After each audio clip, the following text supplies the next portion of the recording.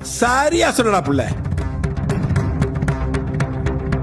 ஹிந்தியே இருக்கக்கூடாதுன்னு நாங்க நினைச்சிருந்தோம்னா மெட்ராஸ்ல ஹிந்தி பிரச்சார சபான்னு ஒண்ணு இருந்திருக்குமா, இல்ல இருக்கதான் நாங்க விட்டுருப்போமா? கல்வி மாநில பட்டியல்ல இருந்துச்சு. அத நயவஞ்சகமா பொதுப்பட்டியலுக்கு மாத்தி கல்விய காவிமயமாக்க பாக்குது ஒன்றிய அரசு. என்னடா கண்ணா?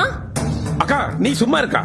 18 வயசுல இருந்து கட்சி கூட்டம்னு ஹிந்தி எதிர்ப்பு போராட்டத்துக்காக ஜெயிலுக்கு போனீங்க. அப்புறம் எமர்ஜென்சில ஜெயிலுக்கு போனீங்க. அப்புறம் ஆர்ப்பாட்டம் போராட்டம்னு இளமையெல்லாம் தொலைச்சுட்டு 40 வயசுல வந்து நின்னு எங்க அக்காவை கல்யாணம் பண்ணீங்க. எங்க அக்கா பைத்தியக்காரியும் கட்டிக்கிட்டா உங்களை தான் கட்டிக்குவேன்னு காத்திருந்து கல்யாணம் பண்ணிக்கிட்டா. காலத்தோட நீங்க கல்யாணம் பண்ணிருந்தீங்கன்னா இந்நேரம் உங்க பையன் படிச்சு முடிச்சு வேலைக்கு போயிருந்திருப்பான், உங்களையும் காப்பாத்தி இருப்பான். ஆனா இப்ப உங்க வயசு 70. இப்பதான் உங்க பையன் காலேஜ்ல போய் சேர போறான். MBBS 5 வருஷம், MS 2 வருஷம், ஆக மொத்தம் 7 வருஷம். இப்ப உங்க வயசு 70. அவன் படிச்சு முடிச்சு வரும்போது உங்களுக்கு வயசு 77 ஆகும். சரி, அப்பவாது உங்க கட்சியில பெரிய ஆளா இருப்பீங்களா? அப்பவும் அடிமட்டத்துடனா தான் இருந்து சாக போறீங்க.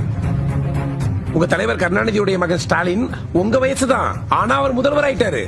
அவர் பையன் MLA ஆகி துணை முதலமைச்சர் ஆயிட்டாரு. அவருடைய பேர இருக்காருல்ல, அவரையும் மெல்ல உள்ள கொண்டு வந்துட்டாங்க. ஆனா உங்க கட்சி உங்களை ஒரு வார்டு மெம்பர் ஆக்குனுச்சா? இதெல்லாம் போகட்டும், இவ்வளவு பண்ணீங்களே, உங்க பையன் படிக்கிற பள்ளிக்கூடம் இருக்குல்ல, பெற்றோர் ஆசிரியர் சங்க தலைவர்னு ஒரு போஸ்டிங் போடுவாங்கல்ல, அந்த போஸ்டிங்காவது உங்களுக்கு கொடுத்தாங்களா? இல்ல.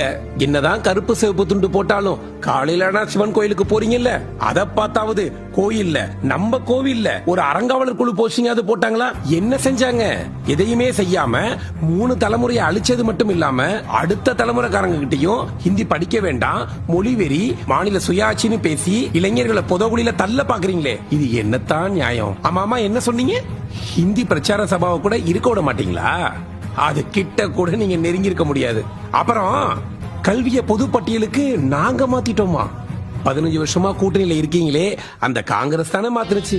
அதுக்கு எங்க மேல பழி போடுறீங்க? எப்ப தெரியுமா? ஜனநாயகத்தை படுகொலை செஞ்சாங்களே, எமர்ஜென்சி காலத்துலதான் கல்விய பொது பட்டியலுக்கு மாத்தினாங்க.